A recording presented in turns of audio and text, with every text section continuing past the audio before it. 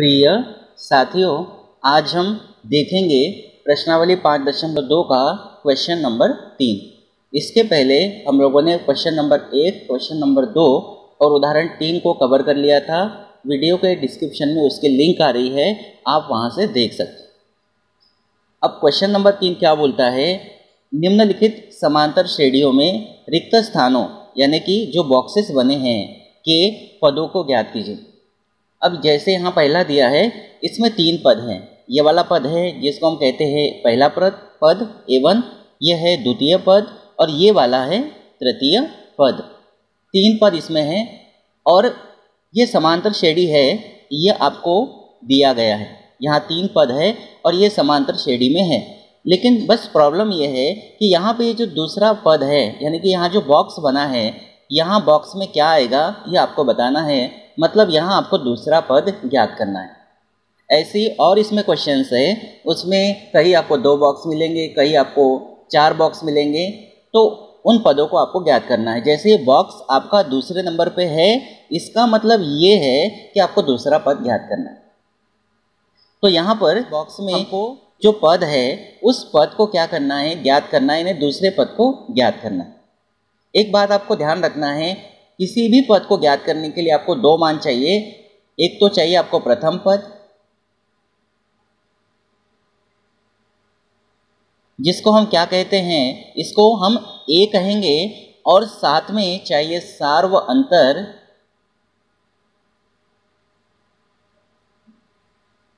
जिसको हम D कहते हैं। ये दोनों बातें पता होना चाहिए तो हम किसी भी पद को ज्ञात कर सकते हैं। तो सबसे पहला काम हमारा ये होगा कि हमको A का मान और D का मान पता होना चाहिए।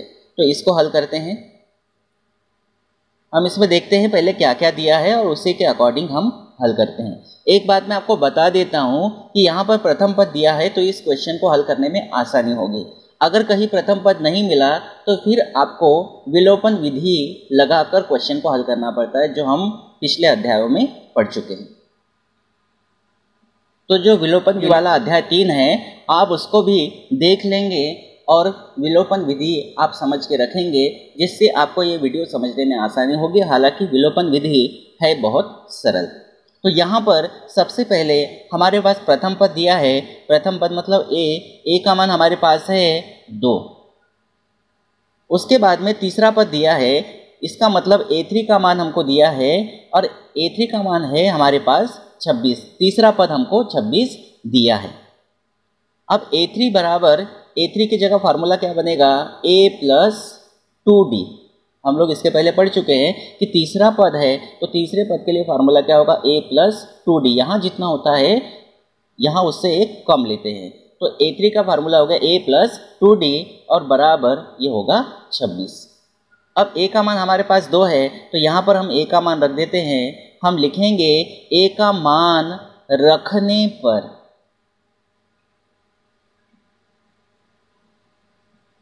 A का मान 2 रखेंगे यहाँ पर, तो ये होगा 2 + 2D बराबर 26।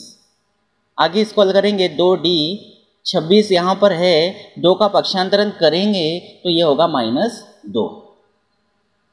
तो इस तरह से आएगा 2D बराबर 26 में से 2 गया तो ये आएगा 24 और D बराबर होगा 24। 2 गुणा में है, यहाँ पर बटे में जाएगा, भाग देंगे, 2 एकम 2, 2 एकम 2, 2 दूनी 4। इस तरह से D का मान हमारे पास कितना आ गया, यह आ गया 12। जैसा कि मैंने आपको बताया था कि आपको कोई भी पद ज्ञात करना है, उसके लिए A का मान और D का मान पता होना चाहिए।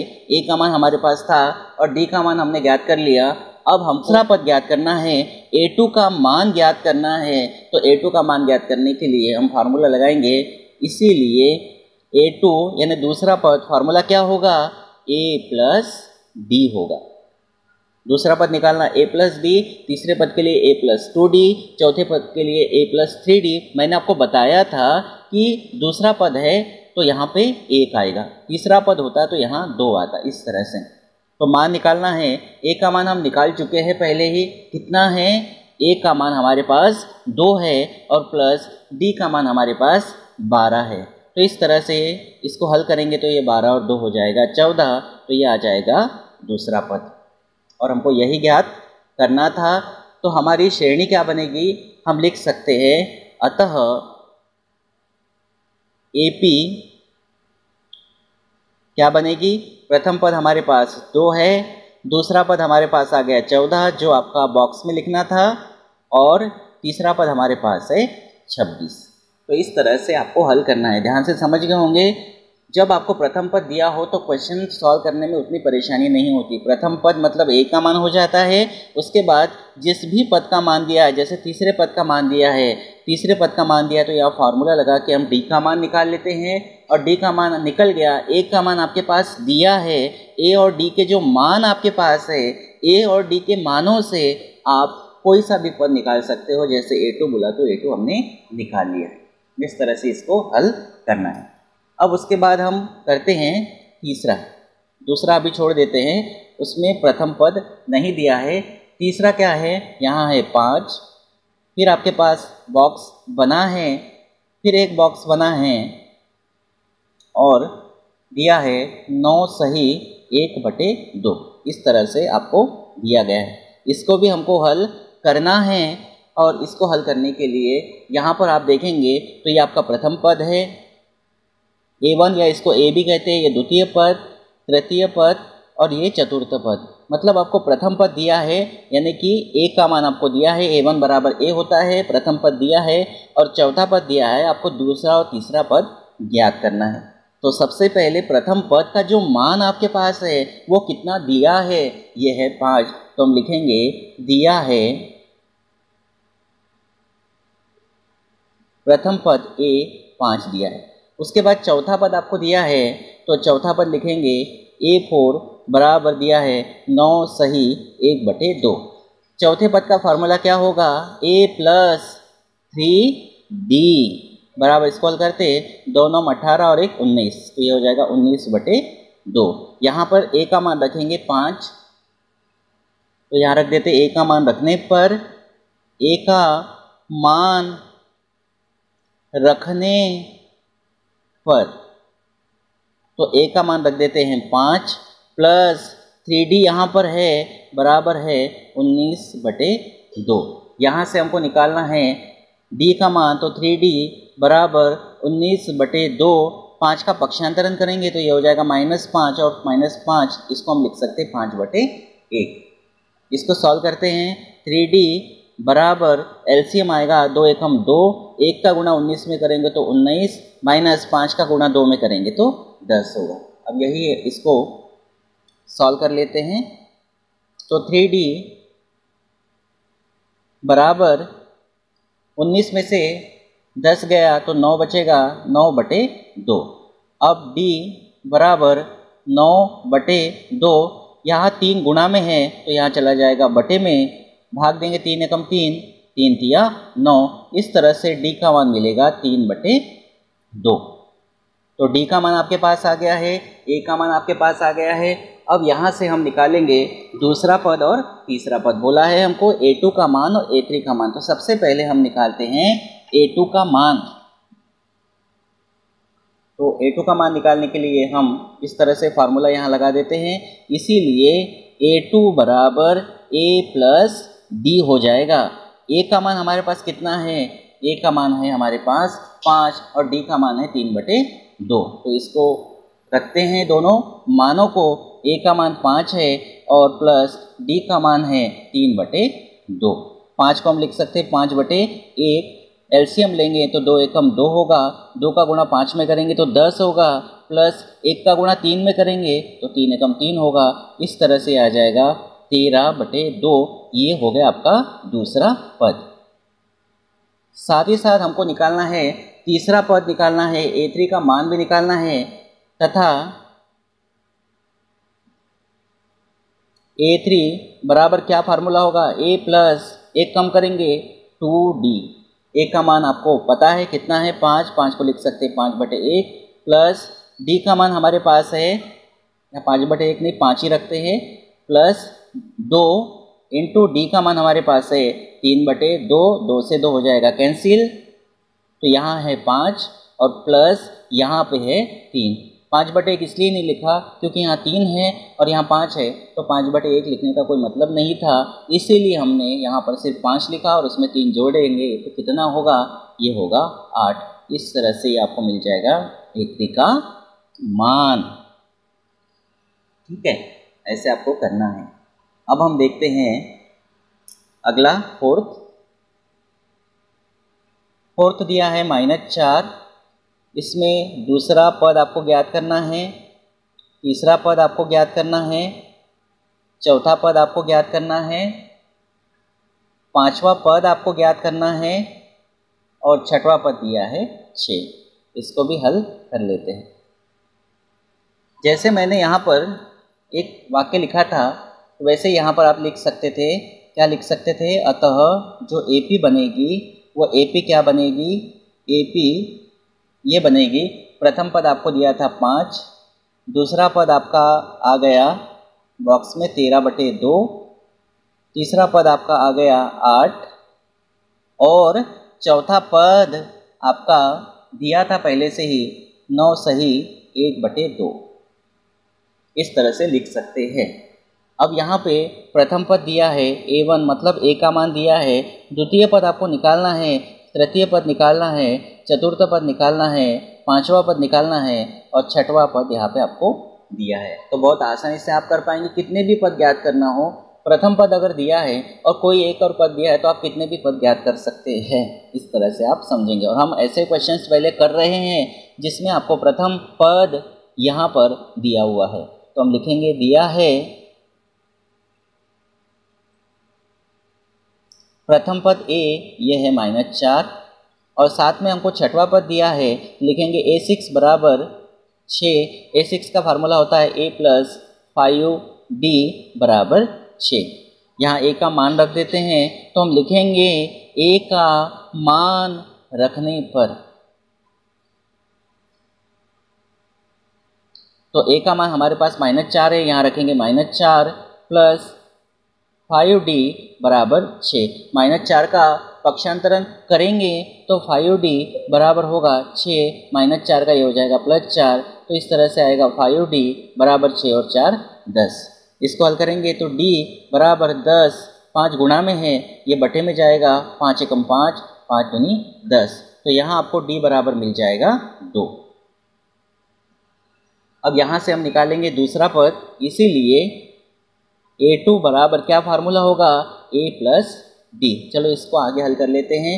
A का मान हमारे पास कितना है, A का मान है -4, यहाँ रखेंगे -4 और प्लस D का मान है 2, हल करेंगे तो ये हो जाएगा -2। उसी प्रकार हमको A3 का मान निकालना है, तो ये होगा A + 2D। A का मान है -4 + 2 और D का मान हमारे पास है 2, तो यहाँ रख देते हैं 2, ये हो जाएगा -4 + 2 दूनी 4, तो ये हो जाएगा 0, 4 से 4 कैंसिल हो जाएगा। इसी प्रकार हमको A4 का भी मान निकालना है, तो ये हो जाएगा A + 3D। A का मान हमारे पास कितना है, -4 + 3D का मान 2 है, इसको हल करेंगे तो -4 + 3 दूनी 6 होगा, तो 6 में से 4 गया तो यहाँ 2 आएगा।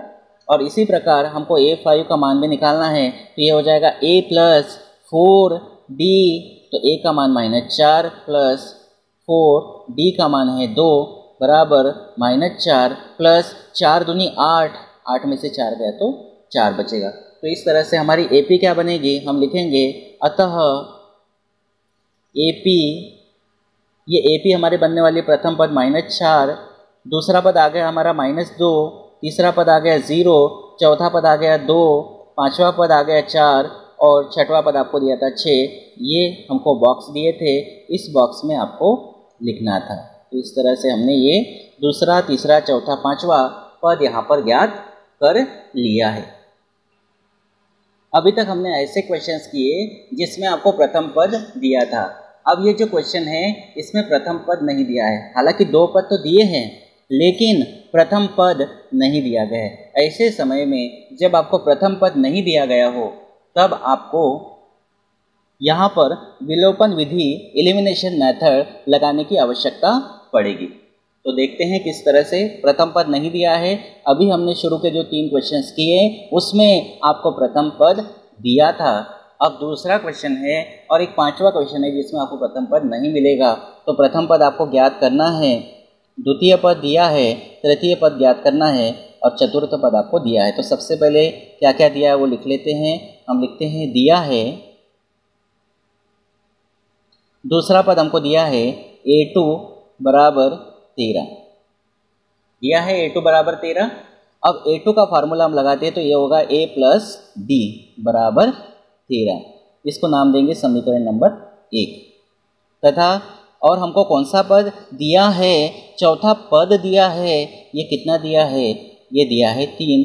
और चौथे पद के लिए फार्मूला क्या होगा, ये होगा a प्लस 3d बराबर 3। इस तरह से होगा, इसको नाम देंगे समीकरण नंबर 2। अब यहाँ समीकरण 1 और समीकरण 2 दोनों में a है। हम समीकरण 1 में से समीकरण 2 को घटाए या समीकरण 2 में से समीकरण 1 को घटाए तो a से a कैंसिल हो जाएगा, क्योंकि यहाँ पे a का गुणांक 1 है, यहाँ पर भी a का गुणांक 1 है। तो गुणांक समान है और इसके चिन्ह भी समान है, यहाँ पर भी प्लस है, यहाँ पर भी प्लस है, समान चिन्ह होता है। तो हम घटाते हैं तो समीकरण 1 में से 2 को घटाते हैं, जिससे a से a कैंसिल हो जाएगा और आपको d का मान मिल जाएगा। और d का मान मिलेगा, वो d का मान आप समीकरण 1 या समीकरण 2 में रखकर a का मान निकाल सकते हैं। तो हम क्या करेंगे, समीकरण 1 में से समीकरण 2 को घटाते हैं। तो समीकरण 1 है a प्लस डी बराबर 13 और समीकरण 2 है a प्लस 3d बराबर 3। घटाना है, घटाते तो चिन्ह बदलेगा, यहाँ प्लस का होगा माइनस, यहाँ प्लस का होगा माइनस, यहाँ प्लस का होगा माइनस, यहाँ a से a हो जाएगा कैंसिल। अब देखो ये 3d का चिन्ह माइनस है और d का चिन्ह प्लस है, तो 3d में से एक d जाएगा तो ये बचेगा 2d और 3 बड़े हैं उसका चिन्ह आएगा माइनस। समझ गए होंगे आप इस बात को। यहाँ पे 3d माइनस में है और 1d यहाँ कुछ नहीं मतलब 1 है, 1d प्लस में है तो असमान चिन्ह है, क्योंकि चिन्ह बदलने के बाद आपको प्लस का चिन्ह नहीं देखना है, आपको माइनस का चिन्ह देखना है। और माइनस का चिन्ह है मतलब माइनस 3d है और ये प्लस 1d है, तो माइनस 3d और प्लस 1d असमान चिन्ह है, घटाएंगे 3 में से 1 गया 2 और बड़ी संख्या 3 है उसका चिन्ह माइनस, तो ये हो जाएगा 3d में से 1d गया तो 2d और चिन्ह 3 का आएगा माइनस, और बराबर 13 में से 3 गया तो ये आएगा 10। तो बहुत सिंपल था ये।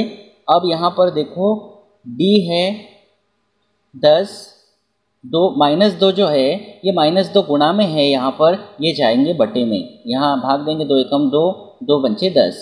तो d बराबर ये माइनस चाहे ऊपर हो या नीचे हो आप इसको सामने लिख सकते हैं, और 5 बटे 1 का मतलब कितना होगा, 5 ही होगा। इस तरह से आपको मिल गया d का मान। अब ये d का मान आप समीकरण 1 या 2 किसी भी समीकरण में रखकर a का मान निकाल सकते हैं। हम समीकरण 1 में रख देते हैं d का मान, तो हम लिखेंगे यह मान समीकरण 1 में, आप 2 में भी रख सकते हो, रखने पर तो क्या होगा, a प्लस d का मान है -5 बराबर 13। हल करेंगे, a प्लस का गुणा माइनस में करेंगे -5 बराबर 13, a बराबर 13 -5 इधर जाएगा तो +5 होगा। इस तरह से a बराबर कितना आ जाएगा, ये आ जाएगा 18। तो हमारे पास a का मान आ गया, d का मान आ गया। कौन सा पद निकालना है, प्रथम पद निकालना है और तृतीय पद निकालना है। तो ये बहुत आसान है। तो प्रथम पद तो हमारा आ चुका है, अतः प्रथम पद हम a1 बोलते हैं और a1 बराबर a होता है, इसका मान आ चुका है 18। और साथ ही साथ अपने को निकालना है तीसरा पद, तो a3 बराबर क्या फार्मूला होगा, a प्लस 2d। a का मान आ चुका 18 प्लस 2 इंटू d का मान कितना है, यह है -5, तो यहाँ रखेंगे -5। इसको हल करेंगे तो ये होगा 18, प्लस का गुणा माइनस में करेंगे तो माइनस होगा, 2 का गुणा 5 में करेंगे तो 10 होगा, और इस तरह से आ जाएगा 8। तो हम यहाँ से लिख सकते हैं कि हमारी श्रेणी क्या बनेगी, अतः श्रेणी, या इसको लिख दो AP क्या बनेगी, तो प्रथम पद हमारा आ चुका है 18, दूसरा पद आपको दिया है 13, तीसरा पद हम ला चुके हैं 8 और चौथा पद हमको दिया था 3। इस तरह से हमने पहला पद यहाँ ज्ञात कर लिया है बॉक्स के अंदर, और तीसरा पद यहाँ ज्ञात कर लिया है बॉक्स के अंदर। आपको क्वेश्चन में बोला था ना कि पहला पद ज्ञात करना है जो बॉक्स बना था और तीसरा पद ज्ञात करना है जो बॉक्स बना था, और 13 और 3 तो आपको दिया हुआ था, तो ये 13 और 3 तो आपका है और पहला और तीसरा पद हमने ज्ञात कर लिया है इस तरह से। अब हम देखते हैं लास्ट और जो हमारा बचा है पांचवा, इसको आप खुद भी कोशिश करके देख सकते हैं, आपसे बहुत अच्छे से बन जाएगा।